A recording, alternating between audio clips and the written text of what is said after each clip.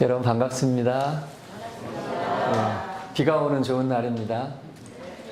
서울 강서구 가양동에서 탈북민 성도들과 함께 탈북민 교회를 목회하면서 통일을 준비해 나가고 있습니다. 저희 이제 1교구와 연결이 되었는데 그동안에 1교교의 윤승규 장로님 그리고 김세종 장로님 또 이소규 권사님이 여러 차례 저희 교회를 방문해 주셨어요. 참 많은 위로와 격려를 얻었습니다. 그래서 오늘 그 은혜를 갚고자 이렇게 왔습니다. 여러분, 우리가 짧은 시간에 할 얘기가 얼마나 많아요. 그래서 이제 사역적인 이야기들은 여러분 여기 이제 이게 감이 아닙니다. 장장 50페이지. 제가 그동안 이제 사역하면서 경험하고 또 이 사역을 처음 마음을 이제 가지신 분들이 어디서부터 시작하면 좋을까 이제 그런 거 고민하면서 이제 필요한 것들을 여기 안에 조금 다 담았어요. 그래서 이제 마음에 특별한 감동이 있는 분들은 사역과 관련된 부분들을 나중에 돌아가셔서 이거를 보시면 됩니다.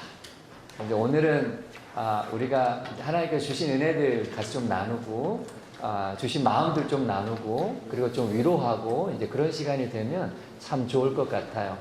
그리고 여기 안에 엽서가 같이 있는데 여기 뒤에 보면 우리가 북한을 위해서 기도할 때 막연하잖아요. 그래서 어떤 주제를 놓고 기도하면 참 좋은데 그게 이제 북한 땅, 북한 사람 그리고 북한을 떠난 사람, 탈북민들을 위해서 기도할 수 있도록 기도 제목을 적었습니다. 그래서 여러분들 엽서가 예쁘잖아요. 그래서 활용하시면 참 좋겠습니다. 그리고 요 이제 책자 안에는 저희 교회 이야기가 조금 있고 또 제가 그동안에 만나고 경험했던 우리 탈북민들이 그 내면의 마음들이 이제 어떤지 그런 것 좀 기록해 놨고 그리고 우리가 왜 통일을 위해서 기도해야 되는지 그리고 전국에 지금 한 72개 정도의 탈북민 교회가 있는데 이 교회들의 그 현재 상황이 어떤지를 이제 통계를 내놨고 그리고 이제 제 아내가 북한에서 왔는데요. 이제 제 아내 간증을 아내 허락받고 조금 줄여가지고 실어놨고 그리고 네, 이런 내용들이 함께 담겨 있습니다. 그래서 여러분들 참고하시면 좋겠습니다.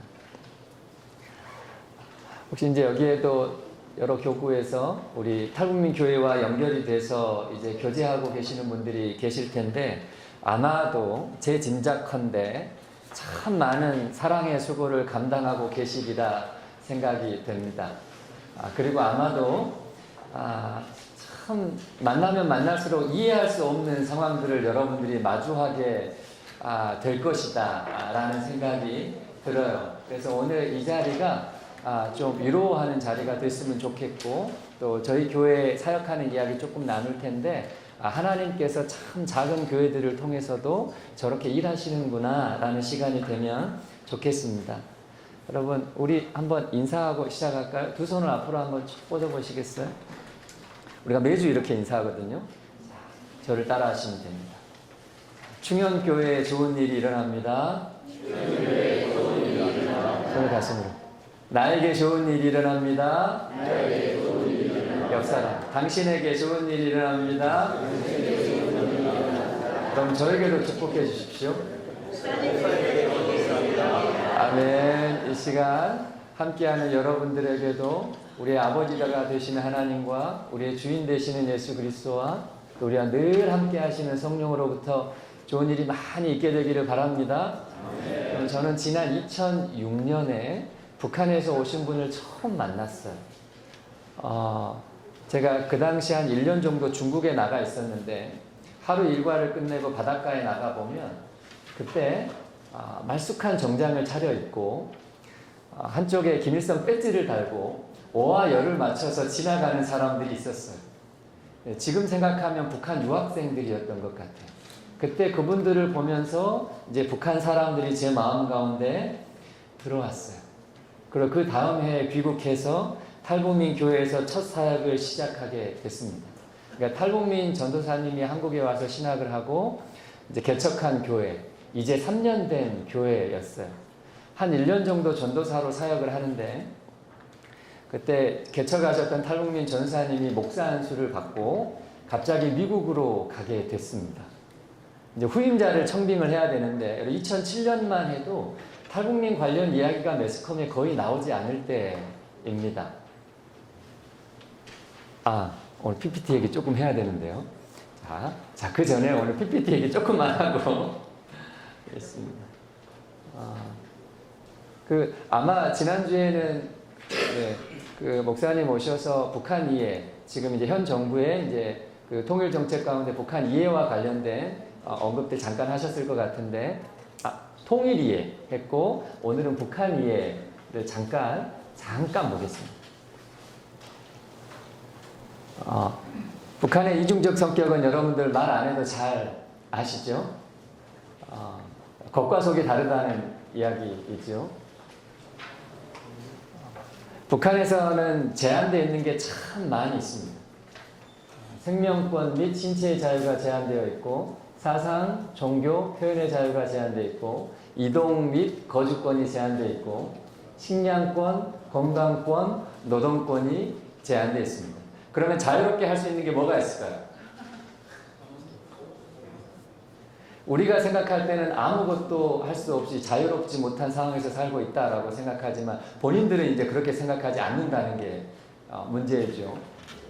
태어나면서부터 지상낙원이라는 이야기를 듣고 가난한 남조선 인민들을 어떻게 미국으로부터 구원해낼까 이런 교육을 받고 자라는 사람들이라 이제 가난 가운데 있지만 가난한 줄을 모르고 억압 가운데 있지만 억압받고 살고 있다는 것을 모르는 이것이 참 안타까운 일이죠.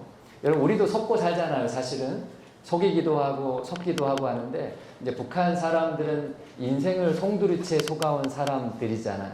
그래서 우리가 북한을 바라볼 때 조금 덜 속은 우리가 아주 많이 속은 사람들을 향해서 긍휼의 마음을 가져야겠습니다. 요거까지 조금 더 얘기하겠습니다. 여러분 우리가 북한 선교를 이야기할 때 목표가 설정이 돼야 되거든요. 그런데 북한 선교라고 얘기를 하고 그 나중에 최종적으로 우리가 북한 선교를 통해 뭐를 이룰 것인가라는 이제 목표가 확실하지 않으면 지금 하는 일이 어느 순간에 열매가 보이지 않고 계속 지치게 됩니다. 여러분 북한 선교의 목표는요, 누가 뭐라고 해도 북한 땅에 교회가 세워지는 겁니다. 북한 땅에 하나님을 믿는 영혼들이 하나님의 자녀들이 하나님께로 돌아오는 것이잖아요. 그런데 지금까지 북한 선교는 땅에 초점이 맞춰져 있었던 것 같아요. 그래서 우리가 북한 선교를 얘기하고 북한 땅의 변화를 늘 기대하니까 70년 전이나 지금이나 북한 땅이 변한 게 없는 것 같잖아요. 작년이나 10년 전이나 20년 전이나 북한 땅은 변하지 않으니까 야, 그동안에 우리가 북한 선교를 위해 기도하고 수고해온 노력들이 다 허사였구나. 아무것도 아니구나. 이제 굳이 할 필요 있을까? 이렇게 이제 우리 마음이 낙심이 되는 거예요. 근데 여러분 북한 선교는 북한 땅을 변화시키자는 게 아니잖아요. 저 정권을 갈아치우자는 게 아니잖아요. 저 땅에 구원받는 영혼들이 이제 우리의 관심이잖아요. 그리고 궁극적으로 북한 땅의 문이 열려서 북한 땅에 교회가 세워지는 것. 그래서 우리가 북한 선교의 열매를 북한 땅이 아니라 북한 사람으로 보기 시작하면요, 이미 우리 주변에는 확인 가능한 수많은 북한 선교의 열매들이 있습니다. 제가 그거를 3가지만 추렸어요. 우리 주변에는 지금 34,000여 명의 탈북민들이 들어와 있는데 그 중에 무려 1만 명의 탈북 그리스도인들이 있습니다. 그리고 이분들 중에 한국에 와서 신학을 공부하고 목사 전도사가 돼서 사역하고 있는 분들이 전체 200여 명 정도가 됩니다. 그리고 전국에 70여 개의 탈북민 교회가 생겨났어요. 여러분 이것이 부인할 수 없는 지난 70년 한국교회 북한 선교의 열매라는 거예요. 이건 이제 객관적인 통계이고요. 이 통계를 해석하는 2가지 눈이 있는데 첫 번째는 부정적인 해석입니다. 1만 명의 탈북 기독인 중에 가난한 성도의 비율이 50% 이상이 됩니다. 그러니까 교회에 등록해 놓고 교회 안 나가는 이제 성도의 비율이 이 정도 된다는 이야기죠. 200여 명의 탈북 목회자들 중에 실제로 현장에 남아있는 사역자는 60% 내외입니다. 90%의 교회가 미자립이고 85%의 교회가 평신도 리더십이 없고, 그러니까 장로 안수집사가 없다는 얘기입니다. 60%의 교회가 담임 목사 홀로 사역하고 있습니다. 이게 이제 부정적인 평가. 긍정적인 평가는 이렇습니다. 국내 탈북민의 70% 이상, 그러니까 최소로 잡아서 70% 이상이 복음을 전해 들었어요. 그리고 2004년에 탈북민 교회가 처음 개척된 이후로 지난 20년 동안 10% 이상의 탈북민 교회들이 예배당을 매입하고 자립했습니다. 15% 이상의 탈북민 교회들이 장로와 중직자를 세우고 당회를 조직했습니다. 40% 이상의 탈북민 교회들이 남북한 출신 부교육자를 청빙해서 함께 사역하고 있어요. 출석 성도 100명 이상의 탈북민 교회들이 나오기 시작했습니다. 남북한 성도의 비율이 50대 50을 넘어서기 시작을 했고, 이제 작은 탈북민 교회들 안에서 신학생들을 훈련시켜가지고 탈북민 교회가 없는 지역에 탈북민 교회를 분립개척하고 있고요. 이렇게 탈북민 교회는 양적으로 질적으로 계속해서 성장하고 있습니다. 여러분, 똑같은 통계를 가지고 두 가지 눈으로 우리가 바라볼 수가 있어요. 여러분들의 시선은 이 시선이 되기를 바랍니다. 그래서 탈북민 교회, 탈북민 목회자, 탈북민 성도, 이것이 바로 하나님께서 한국교회에 주신 가장 실제적이고 분명한 열매입니다. 그래서 우리가 통일을 생각할 때, 북한 선교를 생각할 때 가장 먼저 탈북민 교회와 탈북민 목회자, 그리고 탈북민 성도들에게 집중해야 하겠습니다. 자, 이제 오늘 제 얘기 하겠습니다. 아까 이제 탈북민 교회 1년 동안 전도사 사역을 하고 있는데, 이제 탈북민 목사님의 목사 안수를 받고 이제 미국으로 가게 됐어요. 후임자를 청빙을 하려고 하는데 아무도 온다는 사람이 없는 거예요. 남한 목사님 3분이 왔다 가셨어요. 이제 이분들도 오셔서 북한 사람들을 처음 보는 겁니다. 한번 오셔가지고 같이 한번 예배 드려보고는 다 안 하겠다고 가는 거예요. 이제 목사님 미국 갈 날짜는 다가고 후임자는 정해지지 않고, 어느 날 목사님이 저를 조용히 이렇게 딱 부르시는 거예요. 그래서 하시는 말씀이, 목사님, 아니 전도사님, 내가 어린 송아지한테 멍에를 씌우는 것 같아서 미안한데 전도사님이 우리 교회를 좀 맡아줘야 되겠다. 그렇게 제가 얼떨결에 탈북민 교회 후임자가 됐어요. 그때 제 나이가 28살에 신대원 2학년 학생의 남한 사람의 총각이었습니다. 탈북민 성도들만 있는 교회. 상황이 조금 그려지십니까? 그때 빠진 머리가 아직도 자라지 않고 있어요. 그래서 저는 참 감사하게도 가장 처음 모신 목사님이, 이제 전사님이 북한에서 오신 분이었어요. 가장 처음 섬긴 성도들이 북한에서 오신 분들이었어요. 가장 처음 섬긴 교회가 북한에서 오신 분들을 위해 세워진 교회였어요. 그리고 저랑 같이 살고 있는 제 아내도 북한에서 온 자매예요. 여러분, 여기 앞에도 지도가 있고 여기도 지도가 있는데요. 그럼 제 아내 고향이 어디냐면요. 여러분, 북한 맨 위에 끝에 보시면 함경북도 원성이라고 있습니다. 여기 앞에 크게 해놨네요. 저기가 제 아내 고향입니다. 북한 끝이에요. 한반도 최북단 기차역이 함경북도 원성에 있거든요. 그 동네에서 제 아내가 나고 자랐습니다. 그럼 여러분, 밑에 동그라미처럼 거 뭘까요? 여기는 제 고향입니다. 한반도 최남단 기차역이 목포 아니고요. 전라남도 여수에 있는 여수 엑스포역이에요. 여러분, 한반도 남쪽 끝에서 태어난 형제와 북쪽 끝에서 태어난 자매가 대한민국 서울에서 만나서 결혼했습니다. 참 놀라운 드라마 같은 일이죠. 저희가 우스갯소리로 나중에 명절날에 통일되고 이제 양쪽 집안 왔다 갔다를 생각하면 벌써부터 눈앞이 까마득하다, 이런 얘기를 해요. 자, 그리고 지금 이제 우리 뉴코리아 교회도 저희 탈북민 성도 3명이 저희 신혼집에 모여서 시작된 교회예요. 그 당시에 6개월 된 갓난쟁이 아들 옆에 눕혀놓고 첫 예배를 시작을 했거든요. 근데 그 꼬맹이가 벌써 13살이 됐습니다. 그 사이에 아들을 낳았어요. 저희 막내가 8살이라 올해 초등학교에 들어갔는데 그러면서 제 기도 제목이 또 하나 생겼습니다. 하나님, 저희 막내 시온이는 초등학교를 엄마 고향 함경북도 원성에서 졸업하면 좋겠습니다. 올해 1학년 들어갔으니까 6년 남았습니다. 하나님께서 6년 안에 남북한에 좋은 일을 주셔서 우리 아이가 엄마 고향 함경북도 원성으로 전학 갈 수 있도록 여러분 기도해 주십시오. 자, 저희 교회가 이렇게 벌써 13년 차가 되는데 이제 성도 구성원이 계속해서 다양해지고 있어요. 저는 감사하게 북한 사람 3명이 모여 시작했는데 지난 13년이 지나는 동안에 북한 출신이 50%, 남한 출신이 40%, 중국 출신이 10%, 그리고 한족과 조선족이 같이 있습니다. 탈북민 성도들이 있고 실향민 자녀들이 있어요. 그러니까 이분들 고향이 강원도 원산, 평안남도 덕천, 평안북도 신의주, 정주, 한경남도 함흥, 양강도 해산, 함경북도 온성, 회령, 무상 이런 지역에서 오신 분들이에요. 그리고 교회 안에 북한에 전혀 연고가 없는 분들도 있어요. 저희 교회에서 가장 어린 친구가 누구냐면 바로 얼마 전에 탈북민 부부 사이에서 태어난 이제 한 달 된 깐난쟁이 아이. 이 친구가 이제 최연소 성도이고, 그리고 최고령의 성도는 강원도 원산에서 내려오신 이제 84세 된 탈북민 어르신입니다.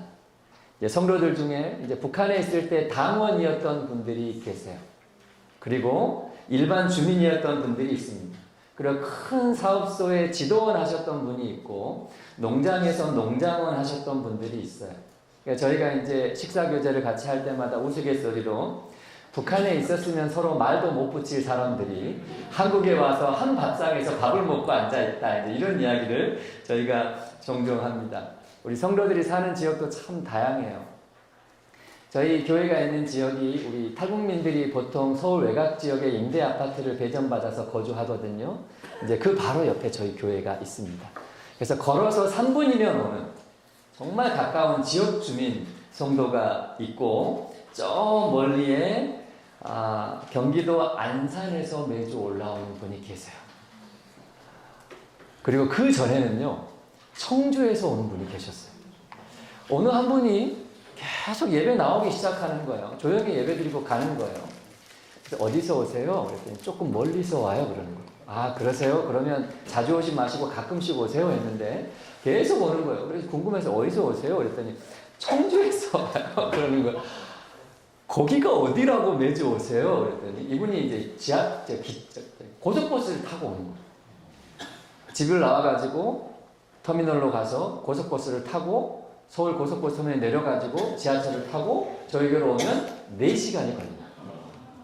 4시간 와서 2시간 예배드리고 다시 4시간 내려가는 거예요. 집사님이셨는데, 집사님 그러지 마세요. 가끔씩 오세요. 그러니 목사님 교회 오고 가는 시간이 너무 즐거워서 그래요. 딱 1년만 이렇게 섬기겠습니다. 근데 그분이 2년을 섬기셨어요. 근데 이분 통해서 우리 교회 탈북민 성도들 예배하는 분위기가 정말 많이 바뀌었어요. 와, 나는 바로 옆에 살아도 10분, 20분 예배 시작하면 막 들어오는데 이분은 청주에서 올라와가지고 항상 예배 전에 와서 예배 준비하고 조용히 같이 예배 드리고 예배 끝나고 식사하면 제일 먼저 가가지고 설거지하고, 이게 50대 후반의 남성분이셨거든요.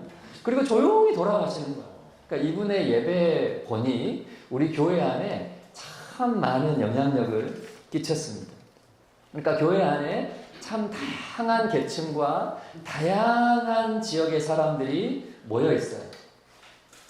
문화적 배경이 다 다르잖아요. 중국, 한족, 조선족, 북한, 남한. 그리고 지리적 특성이 또 다 다릅니다.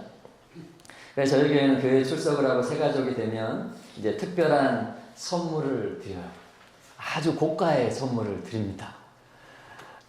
이제 지나온 배경에 상관없이 한솥밥 먹는 식구가 됐다는 의미로 숟가락, 젓가락, 수저통 세트를 드려요. 저희가 신방을 가보면 성도들 식탁에 거의 비슷한 문양의 숟가락, 젓가락, 수저통이 있습니다. 그래서 저희가 이렇게 지난 17년 동안 이제 북한 사람들을 만나다 보니까 이제 이분들이 특별하게 느껴지지 않더라고요. 처음에는 되게 특별하게 느껴졌거든요. 그리고 그분들을 만나고 사역하는 저도 특별하게 생각이 됐는데 사역을 계속하고 만나다 보니까 전혀 특별하지 않더라고요. 그래서 제가 밑에 이제 써놓은 게 요겁니다. 요거. 사람과 사람, 마음과 마음이 만납니다. 그러니까 남한 사람하고 북한 사람이 만나는 것이 아니라 그냥 사람과 사람이 만나는 거더라고요.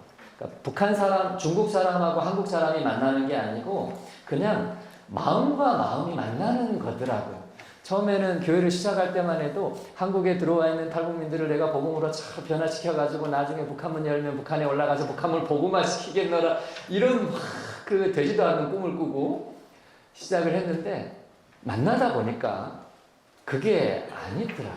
그러니까 이분들과 만나면서 이게 나의 정체성을 잃지 않고 이분들을 닮아가는 게 지금 하나님께서 나에게 허락하신 일이구나. 그러면서 이제 제 마음이 조금 편해졌어요. 이분들을 변화시키는 게 주업이 아니라 이제 내가 이제 변화되면 되는 거니까. 그래도 마음이 조금 편안하게 사역하고 있습니다. 그 사역을 하다 보면 이제 특별한 경험을 하게 되는 때가 종종 있어요. 제가 힘들었던 얘기 좀 나눌 텐데, 이제, 너의 힘듦은 나의 은혜잖아요. 그래서 오늘 여러분들한테 은혜가 되면 좋겠어요. 여러분, 하나님께서 제 마음 가운데 분명한 음성으로 찾아오신 것이 2007년 10월 20일 토요일 아침. 이제 날짜가 나오면 조금 의심을 해봐야 되는데, 여러분, 저는 고신교단 목회자예요. 그래도 뭐 하나님의 음성을 듣고 환상을 보고 이런 데 익숙하지 않은 사람입니다. 그런데 제가 이날을 정확하게 기억하는 것은 제가 그 처음 탈북민 교회 전도사로 첫 출근하는 날이었어요. 제가 아침에 일어나가지고 막 세수를 하는데 제 마음이 너무 이상한 거예요. 세수를 하다가. 그래서 저도 모르게 하나님 저한테 무슨 하실 말씀이 있으세요? 라고 했더니 바로 마음에 하나님이 감동을 주시는데 너는 마음을 다하고 뜻을 다하고 힘을 다하여 내 하나님 여호와를 사랑하라. 그래서 저도 모르게 세수하다가 어떻게 네 하나님 알겠습니다. 그리고 제가 첫 출근을 했어요. 근데 나중에 생각해 보니까 이게 이상한 거예요. 왜 하나님은 제가 첫 출근하는데 이제 너가 너에게 맡겨진 양들을 전심으로 사랑해라 라고 하지 않으시고 나를 사랑해라 라고 말씀하셨을까? 이제 그것이 사역하는 중간에 늘 의문이었어요. 근데 몇 년 이제 성도들을 만나고 교제하고 사역하다 보니 이게 이해가 되는 거예요. 도무지 사랑이 잘 안 되는 거예요. 성도들을 사랑하는 것은 내 마음대로 되는 게 아니구나. 그래서 하나님이 성도들을 사랑하라고 한 게 아니라 하나님 자신을 사랑하라고 하셨구나. 저희가 제 아내와 함께 이제 사역을 하다가 한 6년, 7년, 저희는 참 감사하게 계속해서 하나님께서 은혜를 부어주셨어요. 저희가 처음 시작할 때 조그마한 예배당 15평 한 평에서 시작을 했는데, 지난 13년 동안 4번에 걸쳐서 예배당을 확장했거든요. 같은 자리에서. 그리고 계속해서 사람들을 보내주셨어요. 근데 교회가 성장하는 것과 별개로 목회자는 이제 저와 아내는 계속해서 탈진해 가는 거예요. 그러다가 6년, 7년이 지나서 완전히 탈진했습니다. 어느 날 이제 아내는 이제 숨이 잘 안 올라오는 거예요. 북한에서도 그런 지병이 조금 있었는데 이제 한국에 와서 나았다가 사역하는 기간에 그게 다시 이제 나온 거예요. 그래서 아내는 주일날 사역 예배 마치고 돌아가면 숨이 잘 안 올라오고 온몸에 막 두드러기가 일어나면서 거의 여러 차례 사역 마치고 돌아와서 응급실 가는 게 아내의 일상이었어요. 그리고 저는 이제 손가락, 발가락에 이렇게 껍질이 막 벗겨지기 시작하는 거예요. 이제 껍질이 벗겨지면 빨간 게 드러나잖아요. 여러 차례 벗겨지면서 어느 날은 제가 이런 거를 잡는 것도 힘든 그런 상황이 됐어요. 그래서 성도들이 이제 그거를 보더니 북한 사람들이 걸리는 병이랍니다. 이제 북한에서 뭐 먹고 힘들면 이제 그 영양실조로 허약이 온다 그러는데, 허약이 오면 이제 껍질이 이렇게 팍 벗겨지기 시작하면서 나중에 죽는데요. 이제 그러면서 성도들이 어머야, 우리 목사님 북한 사람도 안 걸리는 병에 걸렸다고 이제 막 이제 그랬습니다. 그래서 이제 한의원에 이제 처음에 그 피부과에 찾아갔더니 이제 이렇습니다 하니까 이제 피부과 의사 선생님이 저를 이제 가만히 보더니 혹시 교회 다니세요? 이제 그러는 거예요. 그래서 예 그랬더니 같이 기도합시다 그러는 거예요. 이제 원인이 없다는 거죠. 이게 무슨 말이야 해가지고 한의원에 갔습니다. 이제 한의원에서 이제 가서 보여줬더니 한의원에 계신 분이 혹시 교회 다니세요? 아, 예, 교회 목사입니다. 그랬더니 아, 우리 형님이 목사인데 힘들죠. 같이 기도합시다. 이제 그런 몸도 힘들어지고 마음도 계속해서 이제 탈진하고 그때 제 마음이 어느 지경까지 갔냐면 주일에 교회 가기 싫은 거야. 목사가. 그리고 성도들한테 전화 오는데 받기가 싫은 거야. 그래서 안 받았어요. 성도들 집에 신방 가는 게 싫은 거야. 그래서 이제 안 되겠다. 이제 교회를 내려놓을 때가 됐구나. 그래서 이제 아내랑 상의하는데 이제 주변에 이제 기도해 주시는 권사님이 그러지 말고 좀 쉬다 와라. 그래서 이제 한 달을 좀 쉴까? 했더니 한 달 가지고는 안 되겠는 거예요. 그래, 3달 쉬자. 해가지고 이제 여러분 작은 교회 이제 목사만 있는 그 작은 교회가 교회를 3달 비운다는 거는 교회 그만한다는 얘기거든요. 그리고 탈북민 교회는 담임 목사가 있는 날과 없는 날 출석 성도가 다릅니다. 다음 주에 우리 목사 어디 간대 그러면 같이 쉬어요. 그러다 보니까 3달을 교회 비운다는 거는 이거는 저 교회 안 한다는. 근데 저희 상황이 너무 아닌 거예요. 그래, 집에서 시작해서 여기까지 왔는데 쉬었다 왔을 때 아무도 없으면 그래도 여기서 다시 시작하자. 이제 그래서 이제 성도들께 얘기를 해서 이제 안식월 3달을 얻기로 했습니다. 그때 딱 만 7년이 지나고 이제 그 해 12월에 이제 3달 동안 안식월을 갖게 됐어요. 12월 마지막 주 설교를 할 때 제가 이런 이야기를 들었어요. 여러분, 요 몇 달간 여러분들 얼굴 보는 것이 싫었습니다. 목소리 듣는 것도 싫었습니다. 전화 오면 일부러 안 받았습니다. 주일에 교회 나오는 것도 싫었어요. 그래서 제가 쉬러 갑니다. 그랬더니 저희 성도들이 그러는 거예요. 성도 목사님 맨날 웃고 있어서 몰랐지. 그렇게 힘들면 진작 이야기를 하지. 교회 걱정 말고 얼른 갔다 오세요. 그래서 제가 송구영신도 안 드리고 갔어요. 제가 참 좋은 성도들 만나가지고 아직도 교회 안 쫓겨나고 잘 살아가고 있어요.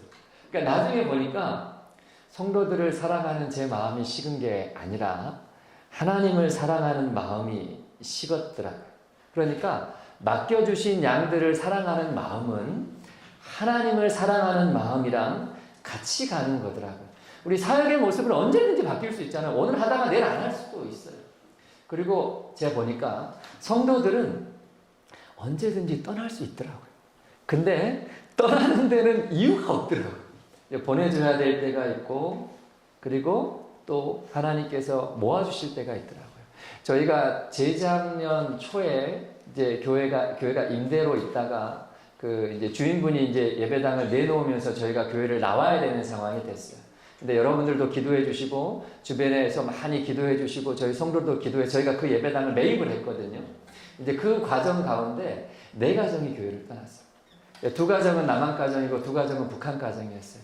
거의 처음부터 함께 해왔던 저는 정말 많이 마음이 아팠어요. 근데 참 미안하죠. 그분들이 떠나가고 한 6개월쯤 있다가 6가정이 새로 왔습니다.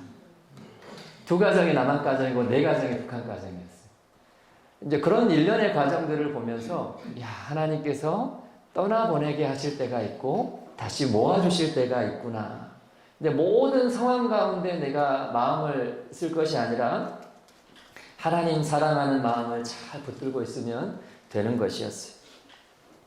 그렇게 안식 기간을 이제 안식월을 떠났습니다. 아주 멀리 비행기를 타고 떠났어요. 한국에 있으면 전화해서 오라고 할 수 있으니까. 그리고 성도들과 모든 연락을 다 끊었어요. 안식을 해야 되니까. 그렇게 이제 한 일주일쯤 지났는데 하나님이 제 마음 가운데 다시 찾아오셨어요. 힘들 때는 안 찾아오시다가 전혀 생각지 못한 감동이 왔습니다. 빚을 갚아라. 빚을 갚아라. 라는 마음이 계속 올라오는 거예요. 아니 하나님 저희가 빚이 없는데 교회 월세도 매달 꼬박꼬박 잘 내고 있는데요. 우리만 먹고 살지 않고 주변에 우리 탈북민 교회들 선교사님들 조금씩 섬기고 있는데요. 빚이 없는데 하나님 무슨 빚을 자꾸 갚으라는 거예요. 며칠을 고민하는데 하나가 생각나는 거예요. 저희가 2011년에 저희 신혼집에서 예배를 시작을 했어요. 그리고 1년 후에 15평 예배당을 얻어서 이렇게 나왔습니다. 그때 보증금이 1,500만 원이었거든요. 이 돈을 그때 그 당시에 5년 된, 개척한 지 5년 된 남한교회가 본인들 전세금 일부를 빼가지고 우리 교회에 보내주셨어요. 그러니까 빚을 내서 보내주신 거예요. 이제 그렇게 해서 우리 교회가 시작이 됐는데 이게 빚이라는 거예요. 그러니까 순간 제 마음에 아니 하나님 갚으라고 안 하는데요. 한 달 헌금해서 한 달 살아가는 교회가 어느 세월에 그 돈을 모아서 갚겠습니까? 며칠 고민하다가 하나님과 씨름하면 누가 이기겠어요? 마음이 계속 불편하고 그래서 하나님 제가 안식을 끝나고 돌아가면 가장 먼저 그 돈을 모아서 갚겠습니다. 4월 초에 교회로 돌아왔어요. 안식을 떠나기 전에 그 당시에 이제 제가 떠나기 전에 이제 교회 통장을 살펴보는데 그 당시에 우리 교회 전 재산이 165만 원이었습니다. 재정집사님과 얘기 나누면서 이제 3달 동안 교회 운영을 해야 되니까 제가 없어도 집사님이 이제 한 달 동안 성도님들 헌금하시면 그걸로 교회 임대료하고 밥값하고 뭐 관리비하고 이게 될 거예요. 그리고 조금 남을 텐데 그 남는 것은 어디 선교사님께 보내시고 어디 교회 보내시면 됩니다. 잘 부탁드려요. 그리고 떠났어요. 그리고 다시 돌아와서 통장을 보는데 아까 얼마였어요? 165만 원이었던 것이 1650만 원이 돼 있는 거예요. 제가 왜 제가 잘못 봤나 싶었는데 보니까 연말 연초에 성도님들 보너스 받은 것 헌금하고 목사가 없으니까 교회가 어떻게 될까봐 위기감을 느꼈는지 성도들이 이제 더 잘 나와서 이제 그동안 밀렸던 11조하고 뭐 이래저래 해가지고 거의 1,500만 원이 불어나 있는 거예요. 그 다음 주에 집사님들 10명 모아놓고 재직회를 했어요. 안식월 시작하고 며칠 후에 하나님께서 제 마음에 빚을 갚으라는 마음을 주셨어요. 근데 돌아와 보니까 딱 그 금액만큼 불어나 있습니다. 저는 이게 하나님이 주신 감동이 맞는 것 같습니다. 여러분들이 모아놓은 1,500만 원 빚 갚는 데 씁시다. 그랬더니 재직회 분위기가 어땠을까요? 목사가 안식월 가서 잘 쉬다가 와가지고 제일 먼저 한다는 이야기가 달라고 하지도 않는 돈을 돌려주자고 하니까 분위기가 싹. 그래서 제가 얼른 얘기했습니다. 안 해도 괜찮습니다. 하면 좋겠는데 안 해도 교회를 생각하는 마음으로 안 해도 괜찮습니다. 그런데 지금 바로 결정하지 말고 여러분 한 달만 기도해보고 그때 여러분들 다 찬성하시면 그때 하는 걸로 합시다. 그리고 이제 헤어졌어요. 하루하루가 지나가는데 꼭 반대할 것 같은 분이 계시잖아요. 찾아가서 얘기해야 돼. 하다가 이제 5월이 됐습니다. 또 다 모였어요. 여러분 다시 말씀드리지만 교회를 생각하는 마음으로 다음에 하자고 하시면 그렇게 하겠습니다. 하면 좋겠는데 안 해도 괜찮습니다. 근데 그 자리에서 성도님들이 다 찬성하셨어요. 그래서 제가 바로 남한 출신 집사님 한 분, 북한 출신 집사님 한 분을 세웠어요. 이제 두 분은 이 돈을 어디에 보낼지 기도해서 알려주시면 우리 교회가 8주년이 되는 8월 달에 그분들 모셔다가 이 돈을 전달합시다. 조건은 2가지입니다. 다시 달라고 할 수 없는 곳에 줍시다. 그리고 우리처럼 교회가 시작되는 곳이었으면 좋겠습니다. 그리고 이제 6월이 지나고 7월이 지났는데 이분들이 다시 오셔서 하는 얘기가 목사님 어디에 보내야 될지 모르겠어요. 목사님 알아서 하세요. 그리고 다시 가지고 오신 거예요. 그래서 제가 그러면 우리가 고민하지 말고 그 7년 전에 우리 교회에 헌금했던 그 교회가 지금은 많이 성장해가지고 매년 2개 교회씩, 1개, 2개 교회씩 또 교회를 개척하고 있다고 하는데 거기에 쓰라고 목적 헌금하십시다. 그렇게 8월 달에 그 교회에서 와가지고 이 돈을 받아갔어요. 그 다음 주에 제가 이제 그 교회 가가지고 전후사정 이야기를 나눴어요. 그랬더니 이 교회에서 2천만 원을 더 모아가지고 저희 교회가 보낸 1,500만 원에 더해서 부천에 개척되는 중국인 교회를 섬겼습니다. 이제 그날에 우리 탈북민 성도들이 함께 가서 축하했어요. 여러분 보세요. 이제 5년 된 작은 남한교회에서 섬긴 은혜가 탈북민 교회 하나를 건강하게 세웠습니다. 그리고 이 탈북민 교회를 통해서 흘러간 은혜가 조선족 중국인 교회 하나를 세웠어요. 그리고 우리 교회가 다시 빈털터리가 됐을 때 하나님께서 제 마음 가운데 또 찾아오셨어요. 그리고 한 가지 비전을 주셨어요. 앞으로 뉴코리아 교회는 북한 선교의 11조를 감당하는 교회가 될 것입니다. 이게 이제 세 가지 영역의 11조입니다. 뉴코리아 교회는 전국에 있는 3만 명의 탈북민들 중에 11조, 3천 명의 탈북민 이웃을 섬기는 교회가 될 것입니다. 여러분 우리 교회 주변에 강서구, 양천구, 마포구, 부천에 있는 탈북민들 합하면 딱 3천 명이에요. 그래서 우리 주변에 다 그만한 탈북민 이웃들을 보내주셨어요. 두 번째, 뉴코리아 교회는 그 당시에 세워진 50여 개의 탈북민 교회들 중에 11조, 5개 탈북민 교회 목회자 가정을 격려하는 교회가 될 것입니다. 세 번째, 뉴코리아 교회는 한국에 세워진 7만여 개 교회들 중에 11조, 7,000개 교회가 북한 선교와 통일 준비를 시작할 수 있도록 안내하는 교회가 될 것입니다.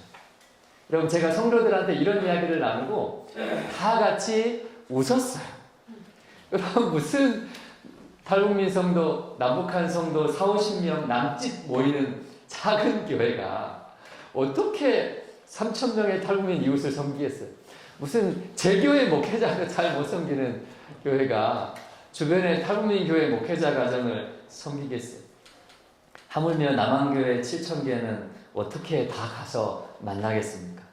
근데 참 미안하죠. 우리가 마음 가운데 특별한 소원함이 일어나면 계속해서 막 이것이 우리 속에서 요동을 치잖아요. 그래서 저희가 교회 밖에 있는 탈북민 이후 30가정을 섬기는 것으로부터 시작을 했습니다. 이것이 이제 지난 3년, 4년 동안 지속되면서 지금은 한 마을 전체를 저희가 이제 섬기고 있어요.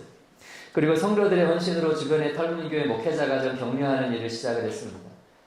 이제 코로나가 시작될 즈음인데 오연한 교회에 20개 탈북민 교회 목회자 탈북민 교회를 이게 제가 이렇게 통계를 낼 수 있는 기회가 생겼어요.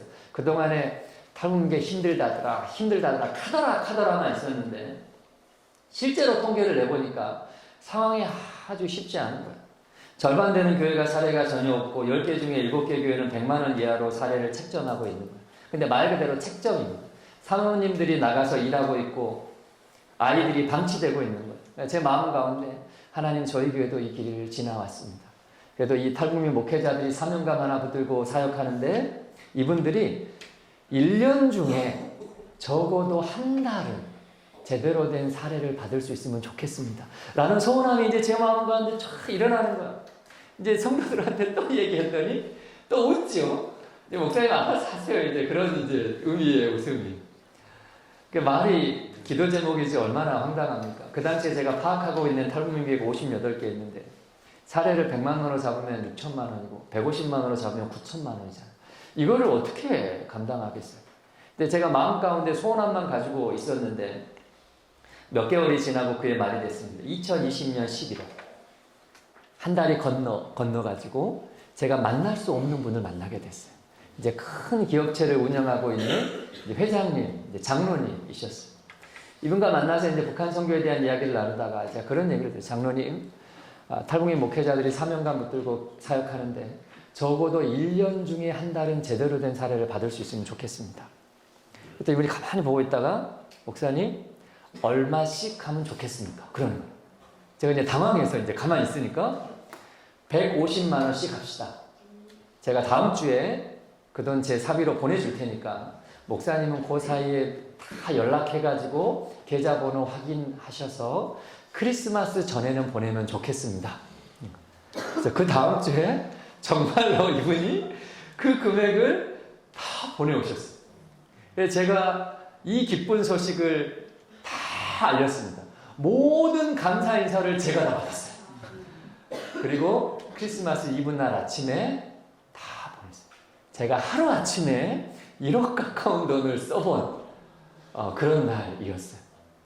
그래서 이제 사례를 보낸 목회자들 리스트를 잡고 현황을 제가 조금 정리하고 제가 받은 감사 인사를 다시 여기다가 써가지고 그걸 이제 장로님께 다 갖다 드렸어요. 장로님 참 감사합니다. 너무너무나 큰 위로가 됐습니다. 그 감사 인사를 제가 조금 적어서 드립니다. 장로님, 내년에 한 번 더 하면 좋겠습니다. 그게 이제 2020년 12월에 있었던 일이에요. 그러니까 다음에 어느 교회 가서 이 얘기를 드렸더니 그 교회가 연말에 목사님 저희 교회도 한두 교회를 섬기겠습니다. 어떻게 하면 좋을까요? 그러면 목사님 연말에 가서 말씀드릴게요. 그때도 마음 변하지 않으면 그때 섬겨주세요. 다음에 어디 교회에서 또 얘기했더니 목사님 연말에 저희 교회도 한두 교회 목회자를 섬길게요. 어떻게 하면 좋을까요? 연말에 연락드릴게요. 그때도 마음 변하지 않으면 그때 섬겨주세요. 제가 왜 이런 이야기를 드렸냐면 한꺼번에 하지 않으면 의미가 없겠더라고요. 상황은 비슷한데 누구는 하고 누구는 안 하고 할 수가 없는 거예요. 하나님 다 할 수 있게끔 채워주시면 하고 아니면 안 하겠습니다. 그렇게 연말이 됐습니다. 양천구 목동에 있는 한 교회에서 연락이 왔어요. 여기는 이제 70주년이 지난 교회, 실향민들이 내려와서 지은 교회인데 목사님 올해는 우리 교회가 탈북민 목회자 가정을 섬기고 싶습니다. 어떻게 하면 좋을까요? 그렇게 2021년 말에는 이 교회를 통해서 57개 탈북민교회 목회자 가정을 섬기게 됐어요. 작년 6월이 됐습니다. 강동에 있는 한 교회에서 연락이 왔어요. 이제 청년들이 북한 선교를 하려고 바자회를 했는데 성도들이 다 참여해가지고 정말 많이 모았다는 거예요. 근데 이제 북한에 보낼 길은 막혀 있으니까 고민하다가 제 얘기를 듣고 저에게 연락이 온 거예요. 이만이만 하는데 어떻게 하면 좋겠습니까? 탈북민 목회자 한 달 사례 섬기는데 사용해 주시면 좋겠어요. 라고 얘기를 해서 작년 7월에는 이 교회를 통해서 64개 탈북민교회 목회자 가정을 섬기게 됐어요. 그러니까 코로나가 시작되고 3년 동안에 무려 6번에 걸쳐서 누적 인원 300명이 넘는 탈북민 목회자 한 달 사례를 섬길 수 있는 은혜를 주셨어요. 그러니까 이 과정에 제가 한 일이라고는 하나님 탈북민 목회자들이 1년 중에 한 달은 제대로 된 사례를 받을 수 있으면 좋겠습니다. 라고 기도한 곳이었거든요. 여러분 우리가 우리 마음에 심겨진 소원함에 아멘으로 응답할 때 하나님께서 불가능한 일을 가능하게 하시더라고요. 내가 할 수 있으면 내가 하게 하시고 내가 할 수 없으면 통로가 되게 하는 것이더라고요. 그러니까 하나님께서 일하실 때 한 사람의 마음 가운데 정말 불가능할 것 같은 소원함을 심어주시는 것. 그리고 그 한 사람을 통해서 소원함이 계속해서 퍼져나가는 것이었어요. 올 초에 어떤 성도님 한 분이 저희 교회에 1,000만 원을 보내오셨어요. 목사님 의미 있는 곳에 사용하면 좋겠습니다. 이러면 이제 부담이 되는 거예요. 어디에 사용하면 좋을까? 근데 그날따라 유난히 날씨가 추운 거예요. 올 봄이 되게 추웠잖아요. 근데 그러다가 문득 탈북민 교회들 또 우리와 같은 상황에 있는 교회들 생각이 또 났어요. 여러분 탈북민 교회들이 대부분 노후된 상가에 있습니다. 이제 저희 교회도 이제 40년 된 상가에 있거든요. 그래서 인테리어 마감이 제대로 안 돼 있어가지고 겨울에 춥고 여름에 덥습니다. 그래서 이제 문득 이걸로 우리 탈북민 교회들 난방비를 섬기면 좋겠다. 제가 이제 매년마다 탈북민교회 현황을 발표하는데 여러분 그게 이제 여기 소책자에도 있습니다. 올 초에 제가 파악한 탈북민교회가 79개였어요. 그러니까 한 교회에 난방비 30만 원씩 보내기로 마음을 먹었습니다. 그러면 2천만 원이에요. 그럼 아까 얼마가 있었어요? 그러면 1,000만 원이 없는 거예요. 자, 어떻게 하면 좋을까? 이렇게 고민하다가 제 아내에게 이야기를 했습니다. 이 영상 어디 안 올라가죠? 제 아내가 이 얘기하는 거 싫어합니다. 아내에게 이야기를 했어요. 여보, 이런 마음을 주셨는데 1,000만 원이 있는데 1,000만 원이 없네? 그랬더니 아내가 여보 그러면 나도 조금 보탤까? 그러는 거예요.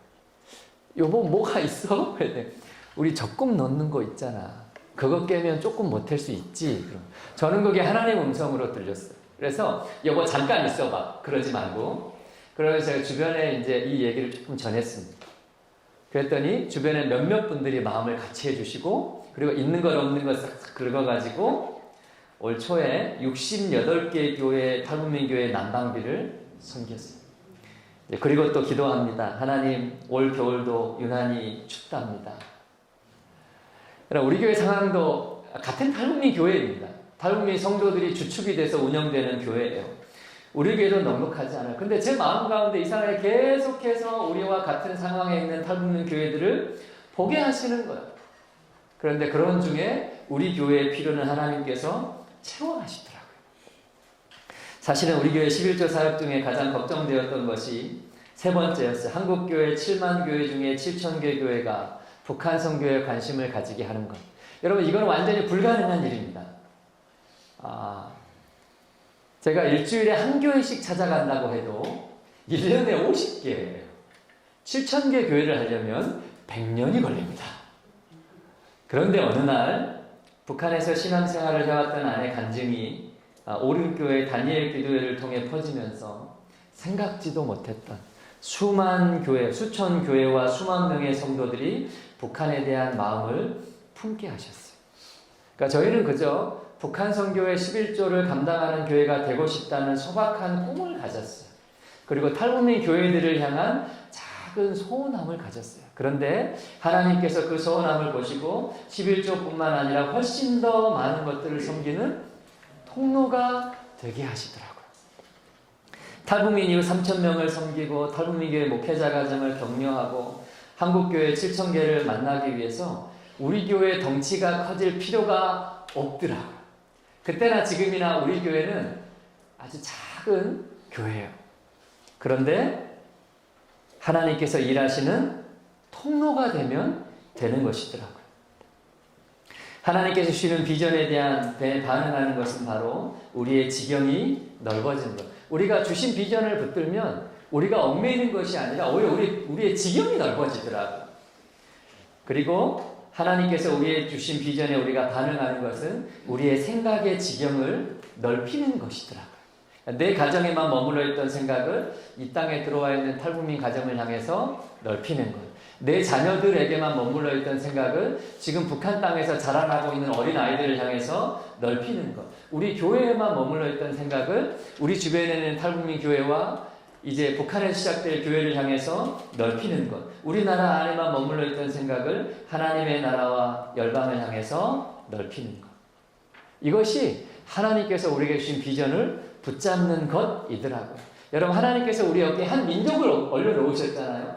우리의 작은 어깨에 탈북민 한 가정을 올려놓으셨고, 탈북민 교회 하나를 올려놓으셨고, 북한 땅에 잃어버린 한 영혼들을 올려놓으셨잖아요.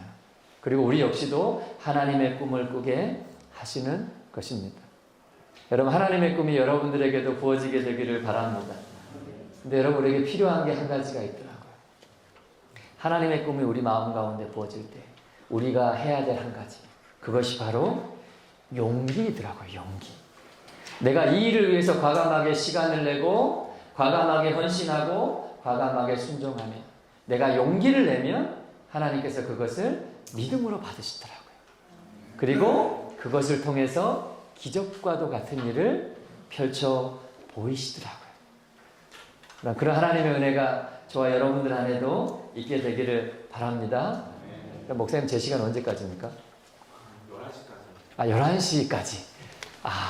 여러분, 요 부분은, 특별히 돌아가셔서 여러분 이 부분을 좀 확인해 보시면 좋겠습니다. 여러분, 페이지 36페이지.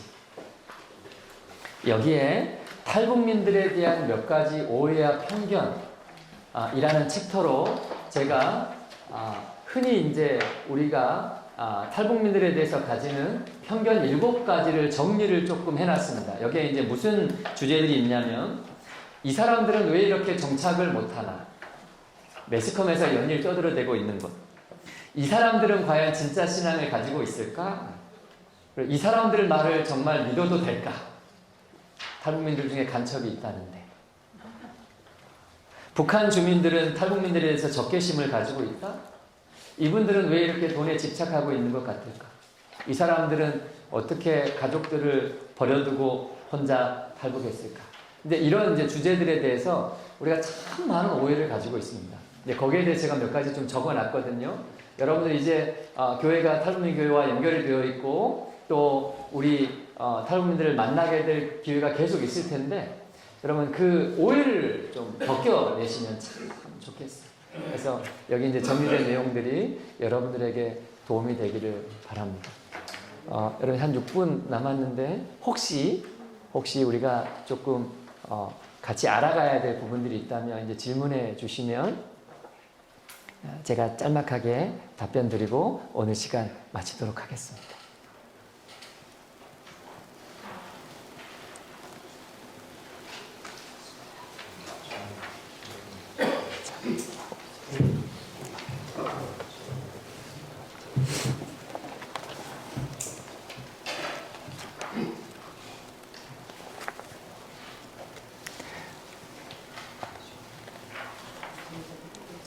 자, 혹시 예.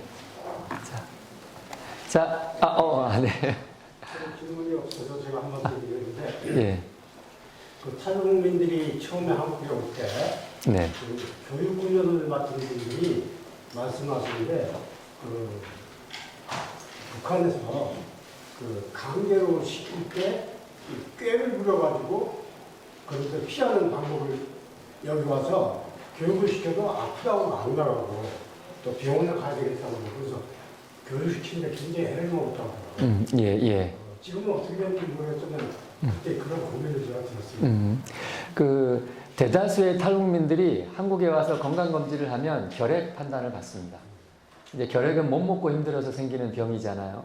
이제 실제로 탈북민들이 한국에 와서 이제 3개월간의 이제 하나원의 정착 교육을 마치고 이제 지역으로 이제 배정이 되거든요. 그리고 그러고 나서부터 아프기 시작해요. 근데 이게 병명을 알 수 없는 병들이 많습니다. 그러니까 그 어려운 상황 가운데 이제 그 받아왔던 그 여러 그 힘듦과 어려움들이 이제 발현이 되는 거죠. 마음에서 오는 이제 것들도 있을 수 있고 실제적으로 몸이 많이 아픕니다. 그러니까 결핵도 그렇고 대부분 치아가 또 안 좋거든요. 이것도 이제 영양과 관련된 부분들이고 많이 아파서 적어도 한 1년 정도는 충분하게 약을 먹고 요양을 해야 되는 그런 상황들입니다. 그래서 그런 부분들을 우리가 조금 더 배려하고 좀 이해하는 것이 필요하겠다. 그리고 탈북민들은 대부분 한두 번 북송 경험이 있거든요. 북송되면 우선 맞습니다. 두들겨 맞아요. 그리고 나서 이제 신문을 하고 실토를 받고 그렇게 하다 보니까 그것들이 몸에 누적이 되어 있어가지고 한국에 와서 이제 긴장이 풀어지면서 이제 병들이 막 나오기 시작합니다. 그래서 그런 부분들을 위해서 여러분 많이 기도해 주시면 좋겠습니다. 네. 지금 말씀하신 오해와 편견 중에서요. 예. 6번째 이제 이 사람들 어떻게 가족을 버리고 모든 걸 탈출했을까? 예. 예.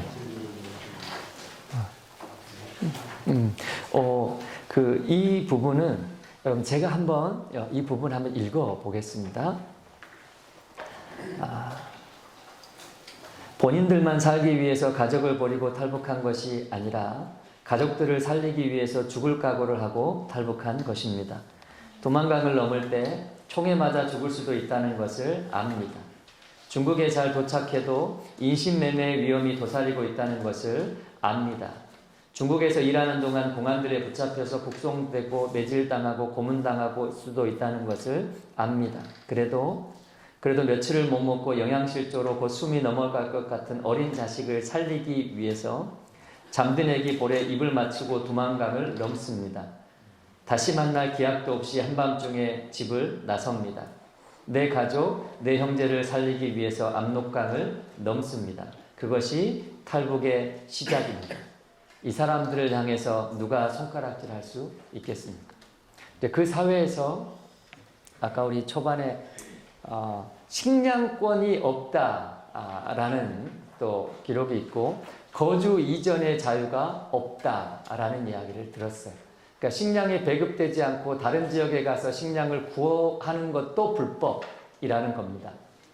그 사회에서 도저히 아무것도 할 수 없으니까 이제 가족들을 살리기 위해서 탈북을 하게 돼요. 그런 가족들을 향해서 브로커가 와가지고 중국에 가서 일하면 가족들에게 돈을 보낼 수 있다라고 꼴뚜기기도 합니다. 근데 그렇게 해서 가면 이제 팔려가는 경우가 다반사이고, 이것이 이제 탈북의 시작이다라는 것들을 여러분이 염두에 두고 그렇게 해서 탈북해서 나오면 다시 북한으로 돌아갈 수가 없어요. 그러니까 잠깐 내가 가서 돈 벌고 올게라고 왔다가 영영 생이별한 경우가 대부분입니다. 그래서 이런 아픔들을 여러분이 잘 감안해 주시고 위로해 주시면 참 좋겠습니다. 그리고 또 한 가지 이제 부탁드리고 싶은 것은, 제가 이제 가끔 그 청소년 대안학교, 이제 탈북 청소년들 이렇게 양육하는 곳에 가면 그 교사 선생님들이 고생이 참 많거든요. 뭐 여기 아이들도 그런데 북한에서 태어나 자란, 중국에서 태어나 자란 그 중학생 또래 아이들을 이렇게 신앙 안에서 가르치고 하면 얼마나 많은 수고와 어려움이 있겠습니까? 말 안 됐죠. 선생님이 이제 그러시는 거예요. 너무 말을 안 듣는다. 훈계를 해야 될지, 화를 내고 뭐라 해야 될지, 이런 상황에서 어떻게 해야 될지 모르겠다. 이제 그러시는 거야. 그래서 제가 이제 그랬습니다. 선생님, 이 친구들은 태어나면서부터 지금까지 한 번도 용납 받아본 적이 없는 친구들이에요. 한 번도 이 부모의 사랑을 깊이 경험한 경험이 없는 친구들이에요. 나쁜 짓을 하면 나쁜 짓을 한다고 두들겨 맞았던 친구들이에요. 용서라는 것을 잘 경험하지 못했던 친구들이에요. 선생님, 조금 힘들겠더라도 그냥 그대로 용납해 주시면 좋겠어요. 제가 이런 얘기를 들으니까 그냥 웃죠. 네, 그랬습니다. 그래서 우리가 좀 용납하는 것, 초기는 그럴 수 있겠구나라고 용납하는 기간이 조금 필요하다. 그 기간에 여러분들의 마음은 타겠지만 그런 기간이 좀 필요하다. 그래서 진실된 마음이 필요하다라고 썼습니다. 우리 저기 뒤에 권사님. 저는 궁금한 게요. 부모 없이 이렇게 좀 제비 꽃제비라 그랬죠. 그런 애들이 왔을 때 우리나라 애들은 뭐 보육원도 있고 고아원도 있는데 걔네들은 어떻게 되나요? 18세 넘었을 때는 혼자 살아야 되는지 그럼 걔네들은 어떻게 살아가는지 궁금했어요. 예, 이제 그 친구들이 있는 이제 시설이 있고, 그리고 이제 말 그대로 이제 시설을 퇴소해야 되는 나이가 있는데 그때 이제 무방비로 방치됩니다. 이제 그런 것들을 이제 교회에서 좀 감당해 주시면 이제 참 감사하죠. 네. 네. 우리나라에 탈북 교회가 70여 개 된다고 하시는데 그 중에서 목사님 중에서도 탈북을 해서 탈북민 목사님 몇 분이나 될지는 하고요. 그 목사님들은 뭐 북한에서 목사가 되신 건 아니니까 대부분 다 내려와서 신앙하셔서 목사님이 되신 건가요? 대부분 중국에서 신앙을 전수받고 한국에 와서 이제 신학교 신대원 마치고 이제 교회를 개척하신 분들이고, 이제 제가 파악하기로는 72개 교회 중에 거의 50명 가까이, 그러니까 47개 정도가 탈북민 목회자가 개척한 교회. 그러니까 남한 목회자가 개척한 거에 비해서 2배 가까이 됩니다. 우리 아까 집사님 마지막으로 여기 그 재정 상황 27페이지에 보니까 그 월수입 200만 원 이하인 교회가 전체 67%고 임대료가 뭐 1,120만 원이 적어되는 제가 섬기는 교회를 들었는데 그 재정 미자리로 인해 월세 같은 게 밀려 있는 교회들이 상당할 것 같거든요. 그런 데 대해서 뭐 정부나 아니면 어떤 자체 시스템에 뭐가 도와줄 수 있는 게 뭐 조금이라도 있는지 한번 여쭤보고 싶어서. 이제 그거 이제 다 물론 개척교회 상황이 이제 비슷하고 이제 담임 목사의 역량인데, 이제 그런 부분들은 이제 저도 참 조심스러운 거예요. 우리가 주변에서 같이 섬겨줘야 될 부분이 있고, 그리고 담임 목사 스스로 이거를 이제 극복해야 되는 부분이 있잖아요. 그래서 그 경계를 정하는 게 참 쉽지 않은 일인 것 같아요. 그래서 혹시나 이제 여러분 교구에서도 그런 요청들을 많이 이제 받게 되리라 생각을 하는데, 제가 한 가지 이제 권면드리고 싶은 것은 주변에서 도와야 될 부분들과 또 이 목사가 하나님 앞에서 스스로 감당하고 일어서야 될 부분, 이런 부분에 대한 기도와 고민을 여러분이 좀 같이 해주셨으면 좋겠다. 무작정 돕기만 하면 그것도 참 그런 마음이 어렵습니다, 서로. 그래서 그 부분에 대해서 기도하면서 좀 지혜를 구하셨으면 좋겠고, 그리고 저는 이제 그렇습니다. 우리 마음의 상태, 내가 이것을 과연 기쁨의 마음으로 하느냐, 그것이 이제 아니면 정말 부담스러운데 어쩔 수 없이 하느냐, 이 경계를 잘 고민할 필요가 있다. 그러면서 이제 액수도 이제 지혜롭게 할 필요가 있다. 저는 그런 생각이 듭니다. 그리고 계속해서 독려해 주십시오. 교회가 자체적으로 일어날 수 있도록. 가능하거든요. 지난 20년 동안 아까 14%의 교회가 자립하고 예배당을 매입했다 그랬잖아요. 불가능하지 않아요. 그런데 많은 경우에 우리는 자립할 수 없어 라고 생각하는 경우가 있어요. 그래서 여러분 섬기시되 선한 마음으로 섬겨주시고 그 경계에 대해서 기도하면서 하나님의 지혜를 구하시고 많이 격려해 주시라. 그리고 하기로 했다면 기쁜 마음으로 축복하면서 섬겨주시라. 이제 그런 말씀을 드립니다. 네, 이상으로 마치겠습니다. 감사합니다.